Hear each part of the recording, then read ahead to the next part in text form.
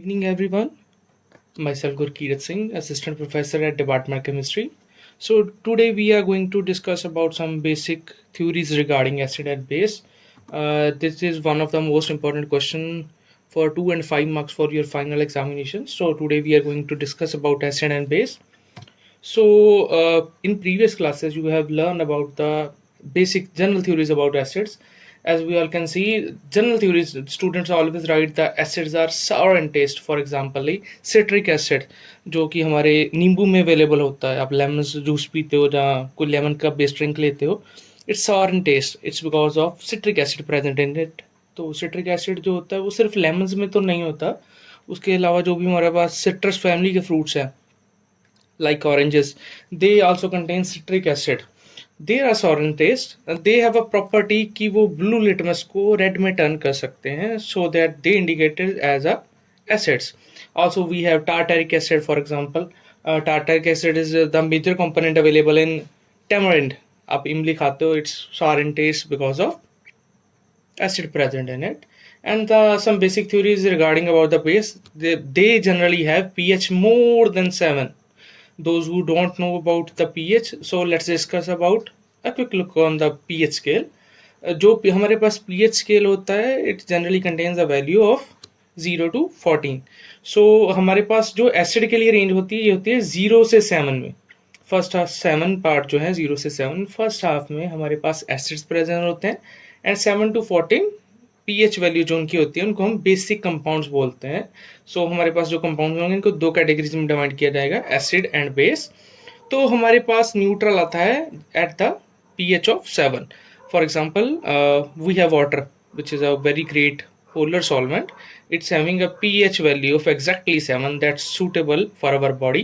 If you take a quick look on the pH scale, pH between 5 to 9 is one of the best suitable for our body. For example, 7 at water and 6 for milk, also 5 for coffee, and so on. You can actually eat almost anything that contains pH around 9 or 10.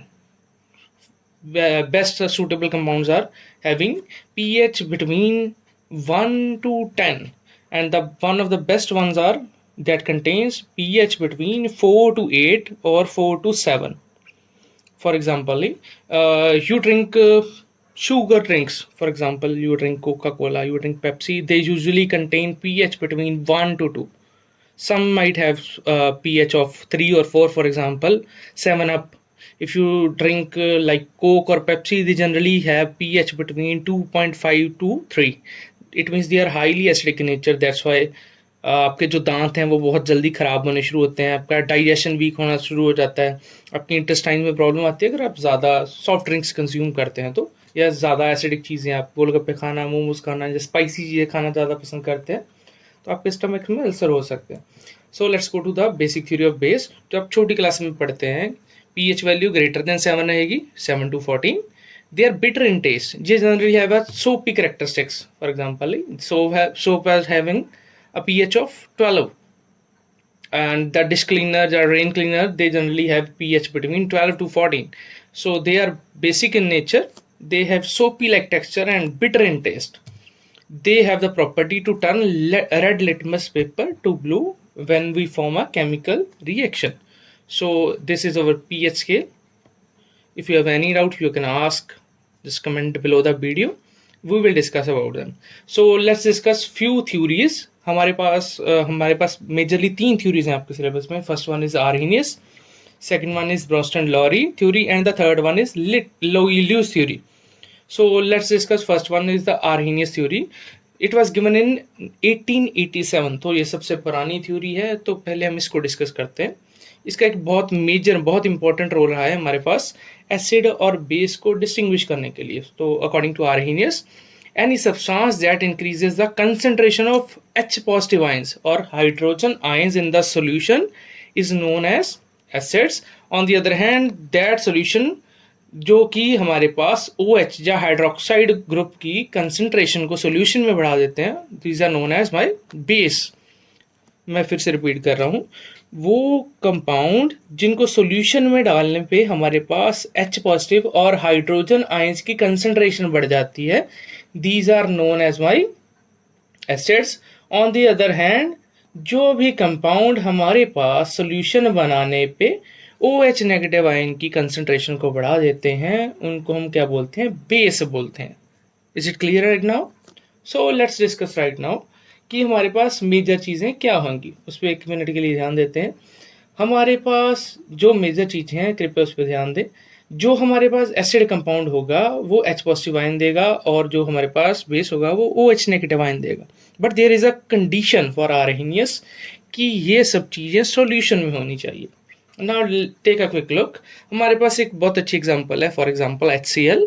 HCl on breakdown in solution gives H positive ion plus Cl negative ion, and that H positive ion increases the concentration in the solution that results in showing the acidity of HCl. On the other hand, in the case of base, we are taking example of sodium hydroxide. जब हम sodium hydroxide को solution में डालते हैं या water में डाल देते हैं, that breaks down to give sodium positive and OH negative, where sodium positive cation indicates the and OH negative ion is formed, where OH negative ion concentration is increased in the solution, that results in signifies that the sodium hydroxide is a basic nature.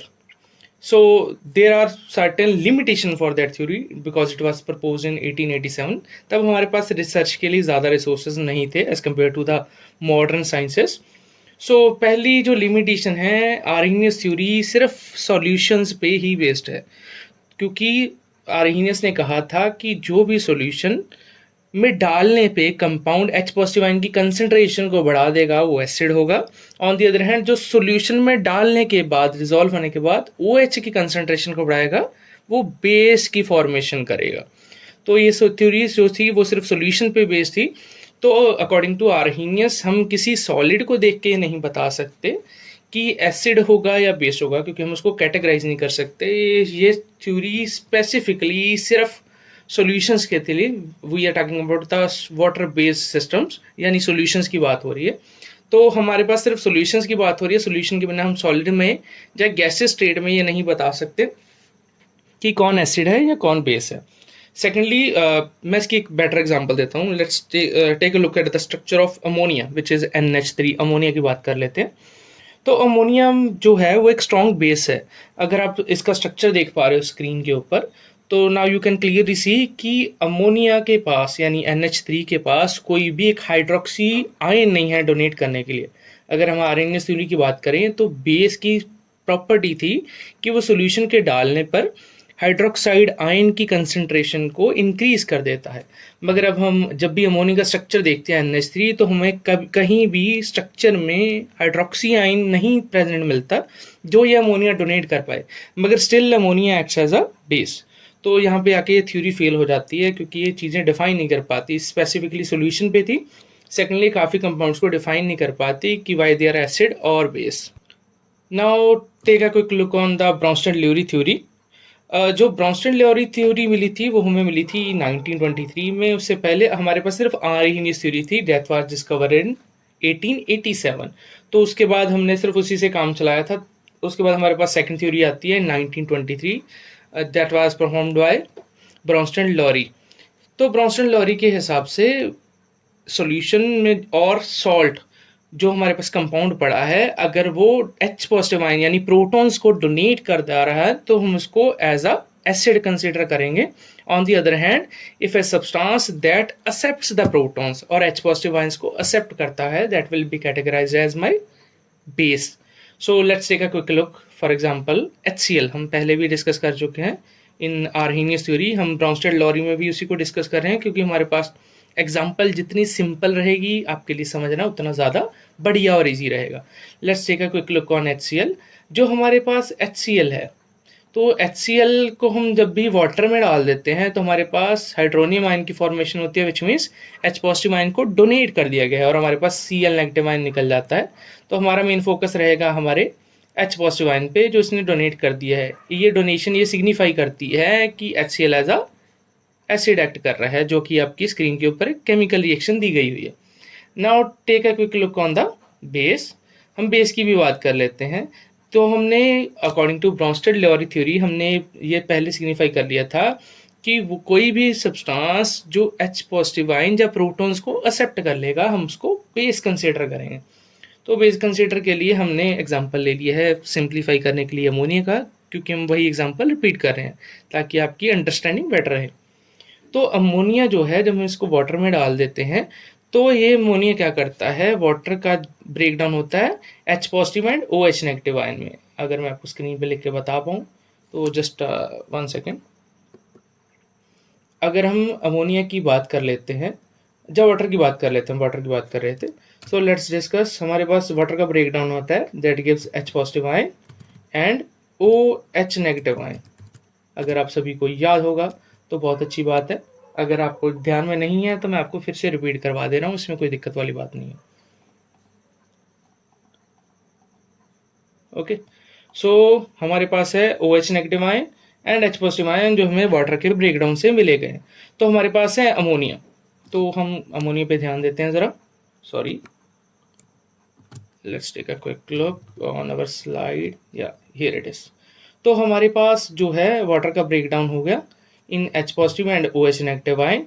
तो हमारे पास जो ammonia है, ammonia ने क्या किया, ammonia ने H positive ion जो वाटर के ब्रेकडाउन से मिला था, यहाँ पे लिखा है मैंने H positive and OH negative ion, ammonia ने इसको एक्सेप्ट कर लिया। तो that formed NH4 positive ion, जो ये इंडिकेट करता है कि इसने प्रोटॉन्स को एक्सेप्ट कर लिया और हमारे पास प्रोटॉन एक्सेप्टर जो होते हैं वो बेस होते हैं। Is it clear right now? So now let's discuss a few limitations of Bronsted Lowry theory. Bronsted Lowry theory में सबसे बड़ी जो लिमिटेशन है वो ये है कि उन्होंने प्रोटॉन की डोनेशन एंड एक्सेप्टेशन पे ध्यान दिया, which means H positive ion की मूवमेंट पे, कि कौन सा कंपाउंड या substance proton H positive ion को एक्सेप्ट कर रहा है, कौन सा जाना H पॉजिटिव आयन को डोनेट कर रहा है। तो हमारे पास स्क्रीन पे कुछ एग्जांपल है। First one is my ammonia, second one is aluminium trichloride and third one is BF3 which is trifluoride bromo. अच्छा, तो यहाँ पे ज़रा ध्यान देते हैं, अगर BF3 की बात कर रहे हैं, इट्स अ स्ट्रॉन्ग एसिड। तो हमारे पास जो एसिड कैटेगरी है, हमने आर्हीनियस में पढ़ा था। चल ब्रोंस्टन-लियोरी की बात कर लेते हैं। ब्रोंस्टन-लियोरी ने और आर्हीनियस ने दोनों ने कहा था कि एसिड वो सब्सटेंस होंगे तो प्रोटॉन या H पॉजिटिव आयन को डोनेट करेंगे। मगर हम BF3 की बात करें तो इसके स्ट्रक्चर में आप देख पा रहे हैं कि इसके पास कोई भी H पॉजिटिव आयन या हाइड्रोजन आयन अवेलेबल ही नहीं है डोनेशन के लिए, मगर but it still acts as a acid. On the other hand, for base example, let's take the example of ammonia. हमने पहले डिस्कस किया था कि बेस वो कंपाउंड होगा जो हमारे पास H पॉजिटिव आयंस को एक्सेप्ट कर लेगा, but on the other hand हमारे पास जो अमोनिया है वो इस कैटेगराइज में फॉल नहीं करता, तो हमारे पास ये सॉल्यूशंस फेल हो जाते हैं। Now let's discuss the third and the vast and the one of the modern theory जो हम अभी तक एक्सेप्ट कर रहे हैं, यूज कर रहे हैं nowadays. It's called Lewis theory. अगर हम डिस्कस करें तो लुईस थ्योरी भी 1923 में ही प्रपोज की गई थी एंड ब्रोंस्टन-लियोरी थ्योरी भी 1923 में ही प्रपोज की गई थी, मगर उसकी डिसएडवांटेजेस को ध्यान में देखते हुए हम करंटली लुईस थ्योरी को प्रेफरेंस दे रहे हैं नाउअडेज, हम इसको यूज करते हैं। तो लुईस थ्योरी ने सबसे बेस्ट अप्रोच लगाई थी एसिड और बेस को डिस्टिंग्विश करने के लिए। तो लुईस थ्योरी के हिसाब से, लुईस थ्योरी के हिसाब से कोई सब्सटेंस जो हमारे पास इलेक्ट्रॉन पेयर को एक्सेप्ट कर रहा है उसको हम एसिड्स की कैटेगरी में डाल। I'm repeating, any substance that accepts the pair of electron will be considered as a acid. For example BF3 की बात कर रहे थे, हमने पहले भी एग्जाम्पल लिया था। तो अगर आप BF3 को देख रहे हैं तो इसका स्ट्रक्चर है और हमारे पास एक फ्लोराइड आयन पड़ा है, तो फ्लोराइड आयन के पास नेगेटिव चार्ज पड़ा है और एक पेयर ऑफ इलेक्ट्रॉन है। ये पेयर ऑफ इलेक्ट्रॉन ये फ्लोराइड ब्रोमीन के पास डोनेट कर दे रहा है और डोनेशन के बाद हमारे पास एक नए बॉन्ड की फॉर्मेशन हो रही है Br पे, that results in that structure जो हमारे पास मिल रहा है, क्योंकि ब्रोमीन ने अभी पेयर ऑफ इलेक्ट्रॉन एक्सेप्ट किए हैं फ्लोराइड से। तो अकॉर्डिंग टू लुईस थ्योरी, अगर कोई भी पर्सन हमारे पास या कोई सब्सटेंस की बात कर रहे हैं हम, अगर वो हमारे पास इलेक्ट्रॉन को एक्सेप्ट कर रहता है, इलेक्ट्रॉन पेयर को, that will be considered as my acid. Okay, so now let's move to the next slide. So अभी हमने एसिड की बात की तो बेस की भी बात कर लेते हैं। कोई सब्सटेंस जो हमारे पास इलेक्ट्रॉन पेयर को डोनेट करने की एबिलिटी रखे या डोनेट कर दे, उस सब्सटेंस को हम बेस कंसिडर करेंगे। मैं रिपीट कर रहा हूँ, any substance that can donate a pair of electron will be consider as my base. Let's take the example of ammonia. क्योंकि अमोनिया के पास स्ट्रक्चर है NH3 और इसके ऊपर एक पेयर ऑफ इलेक्ट्रॉन पड़ा हुआ है।